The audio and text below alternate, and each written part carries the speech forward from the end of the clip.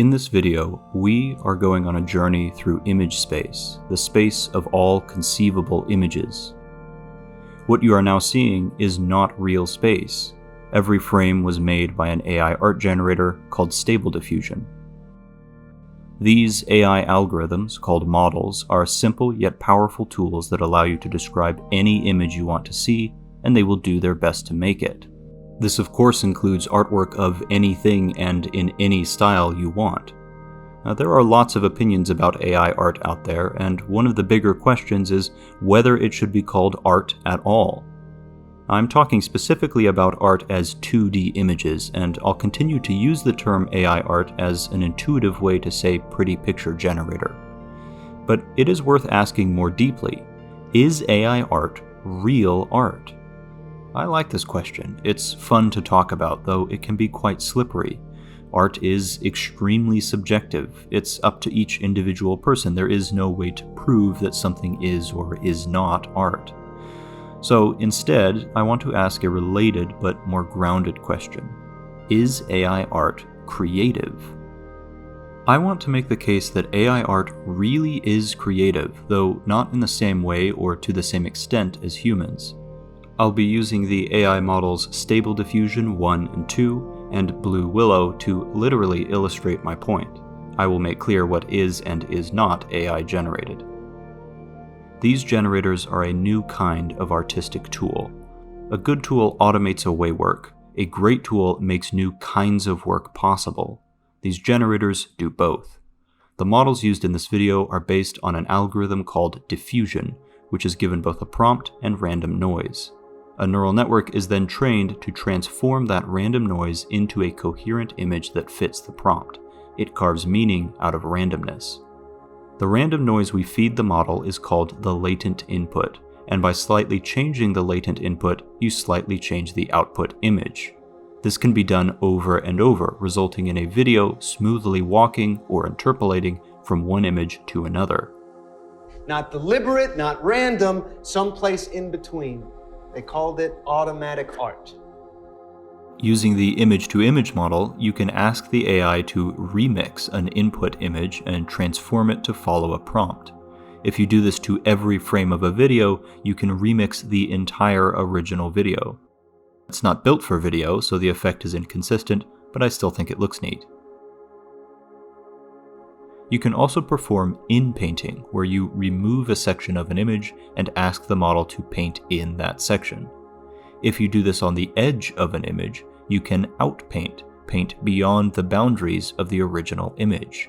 You can just keep doing this in whatever direction you'd like, resulting in a functionally infinite image.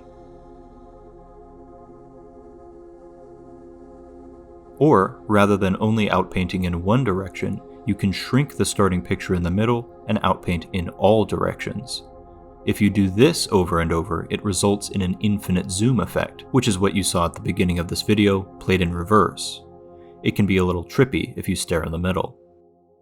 None of these things are impossible to do as a human artist, but they would be very hard and time-consuming, and these AI tools make it much more accessible. The code I used to make this video is open source, and I should say that I did not invent these methods, nor is this an exhaustive list of all the things you can do with these models. But I have tried to really push these methods to their maximum potential and cranked up the quality and resolution to as high as I can reasonably afford to run. Now, I have not gone back and touched up any of the generated images in Photoshop. I want to show these models for all their worth, good and bad, and there is plenty of bad.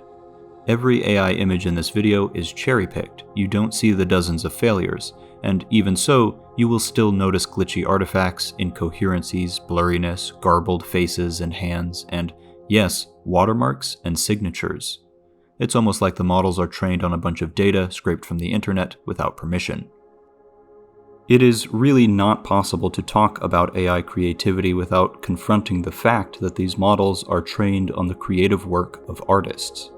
Artists' work is collected into huge datasets of art and photography without asking for their permission and, in some cases, directly against their wishes. I've made my opinion quite clear on this. I think you should get permission from living, working artists before using their work to train a model, especially if you are a business building a product. This is an unpopular opinion, especially among my audience of people who are like me. They're excited about the technology. For what it's worth, I think my opinion has softened a bit on the issue, especially with my growing understanding that all art is, to some extent, derivative. There are similarities between how human artists and AI models learn by imitating other artists, though there are notable differences. It is said, good artists borrow, great artists steal. In this video, I'm going to be playing in that gray area. Like lots of YouTubers, I'm going to use other people's work under various licenses, which I think is covered by fair use in an educational video. With that being said, there are unfair ways of using other people's work, and to me, the current unlimited data harvesting practices for AI art seem at least a little unfair. Not illegal, just unfair. So in this video, I am only using free AI art, and I am not using living artists' names in the prompts, though I consider long-dead artists like Monet, Van Gogh, H.R. Geiger to be fair game. Alright, enough ethics, back to creativity. Can a robot write a symphony? Can a robot turn a canvas into a beautiful masterpiece? Can you?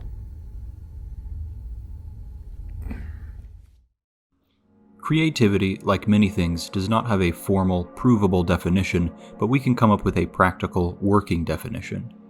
Let's say that something is creative if it is able to make new and valuable things.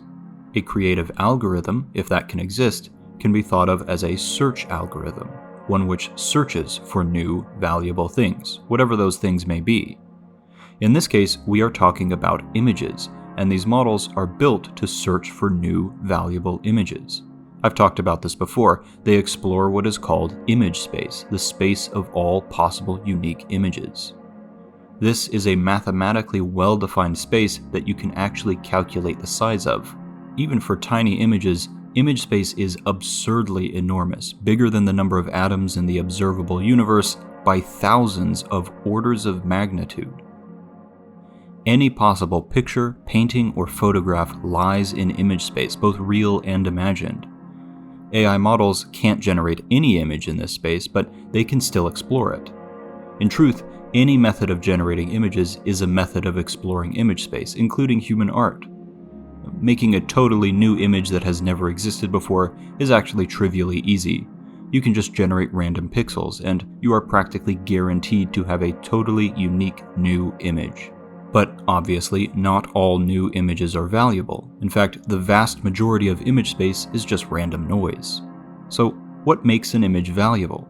I'm not talking about money, I'm talking about meaning.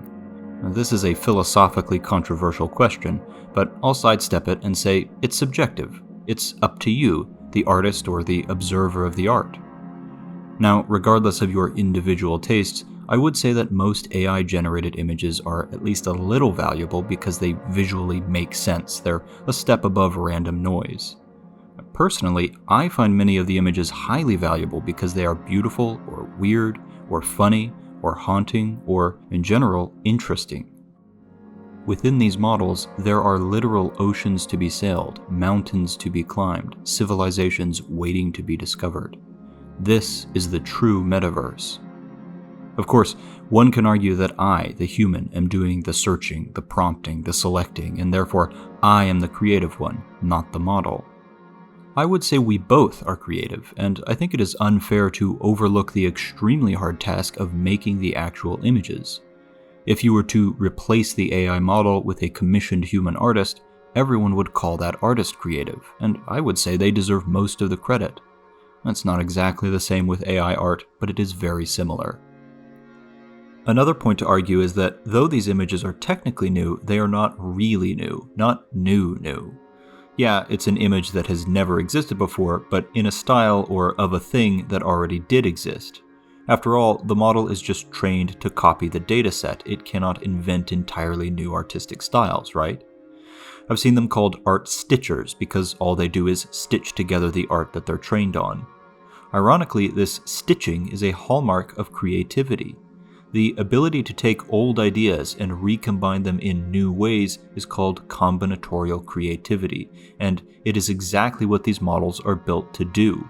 ask for a familiar object in an unfamiliar place, a modern subject in an ancient style, turn famous paintings into photographs, or see what they would look like made by a different artist. You can have collaborations between artists that were separated by centuries. There are many, many more ways to combine styles than there are styles themselves. Recombination should be familiar to anyone who has ever made anything. Nothing comes out of a vacuum, you use what you know. You can even ask for artwork by artists that don't exist, like Ted Guberman, who I just made up. Look, he even signed his name on this one. Hell, just give it random nonsense and it will have to interpret it. What exactly is the model doing? Well, there's no magic here. It's likely associating the made-up words with the most similar words and pieces of words that it is trained on, and making a statistical best guess. But I would argue that this requires a certain level of creativity. It's a hard, combinatorial task. It's not just copy-pasting images together. You have to combine the underlying patterns, the color, the lighting, the positioning, the aesthetics, in an intelligent way to build a cohesive image, something I could not do. Yes, I give it the prompt. Some of that is my creativity, but I'm not doing the heavy lifting here. There are, of course, limits to this. Again, I am not saying that these models are just as creative and reliable as human artists, and I think that is plainly obvious. If you've ever actually played with these models, you will know they do not always follow your commands. In fact, some models really struggle to follow straightforward instructions. I'm looking at you, Stable Diffusion 2. To perform well, you often have to add a bunch of word soup to the prompt. A tip, by the way, is to use negative prompts to ask the model specifically not to generate undesirable features. It is a well-documented fact that all models have a tough time with compositionality, or fitting lots of things together in exactly the right way. They can also struggle to combine things in really unfamiliar ways. It can give you an astronaut riding a horse, but not a horse riding an astronaut.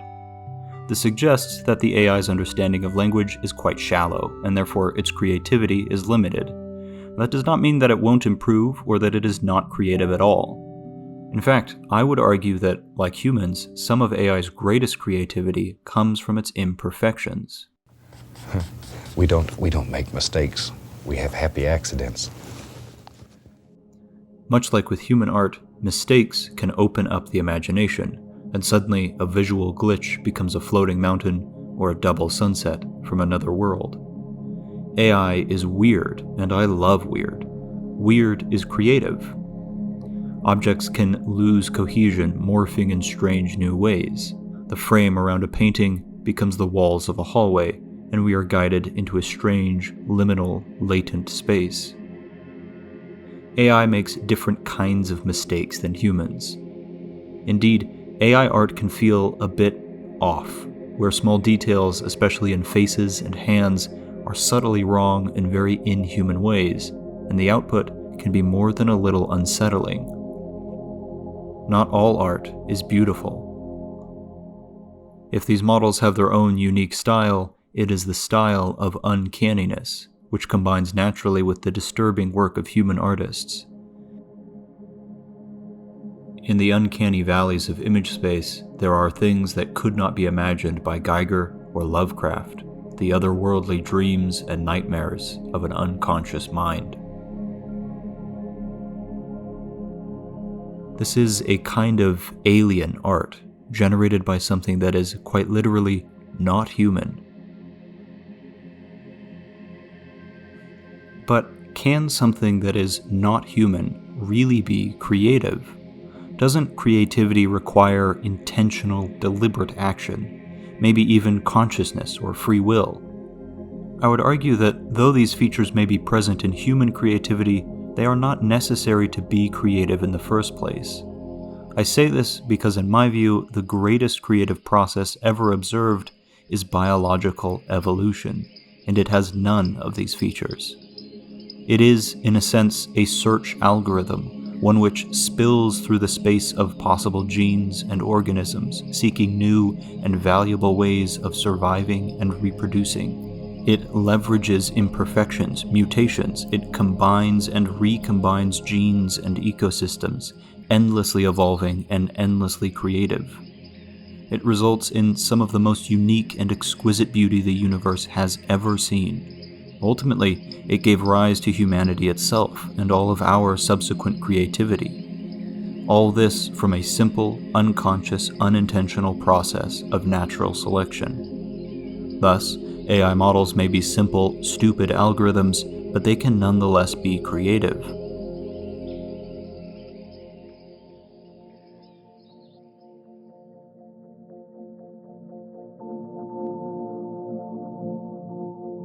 I should reiterate that these models are not magic and they are not human.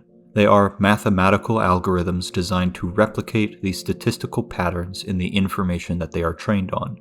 In other words, they imitate a dataset. Thus, to understand the model, you must understand the data. For example, Stable Diffusion 2 is trained on the Lion 5B dataset, 5 billion image-text pairs scraped from the internet. This dataset includes art and memes and stock photos and Wikipedia images and, yes, all the nasty, toxic content that you would expect from us apes with smartphones. It is a big dataset, roughly 240 terabytes of information that is ultimately trained into a 5 gigabyte model, 48,000 times smaller. Some significant piece of our creativity is contained in our art and language, in the data, and thus in the model. I argue AI is creative because it is trained on human creativity. The model is good at exploring image space because artists are good at exploring image space.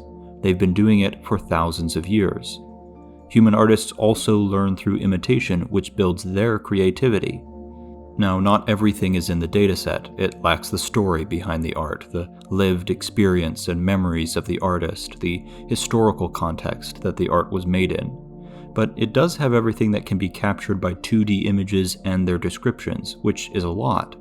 Our eye for aesthetics and mood, our control of color, form, shape, line, composition, lighting, shadow, texture, these things live in the paint and the pixels. The data is rich with human intelligence, and a well-trained model captures some of that intelligence. They thought that search engines were a map of what people were thinking, but actually they were a map of how people were thinking. Impulse, response, fluid, imperfect, patterned, chaotic.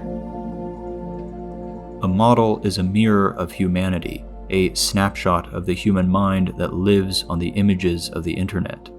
It reflects the things and places and people that fascinate us. It mimics our clever imagination, as well as our biases and toxicity. It contains implicit and imperfect knowledge of the world, complete with the inaccuracies and embellishments found in the data that it is trained on. It knows something about our species, our history, our culture, our hopes and fears, our wisdom and wars, our cruelty and kindness. It is an imitation of human art, human creativity, and, in a way, humanity itself.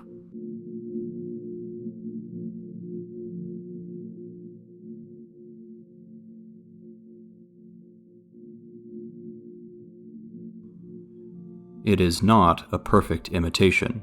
Some might even say that it is just a pale, shallow, cheap imitation. I wouldn't go that far, but I do agree that full creativity will not be achieved until AI moves beyond imitation.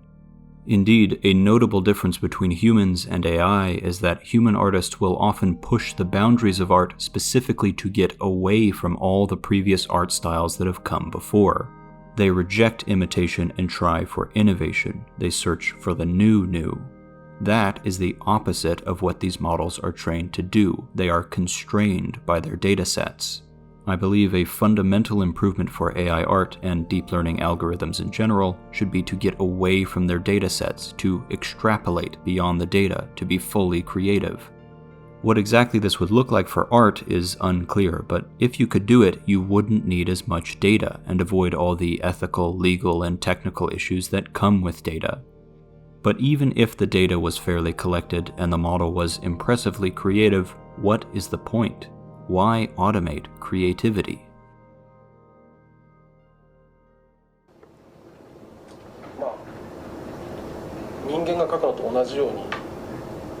絵を描く機械を作りたいんだ。はい。極めて不愉快ですよね。そんなに気持ち悪いものをやりたいなら勝手にやってればいいだけで、僕はこれを自分たちの仕事をつなげたいとは全然思いません。極めて何か生命に対する侮辱を感じます。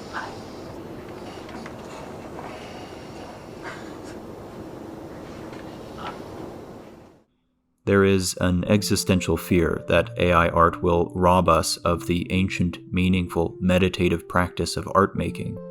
I too fear that there may be many negative consequences, too many to talk about in this video. Like any new medium, AI art will usher in cheap, mass-produced, inauthentic, money-hungry, bad art.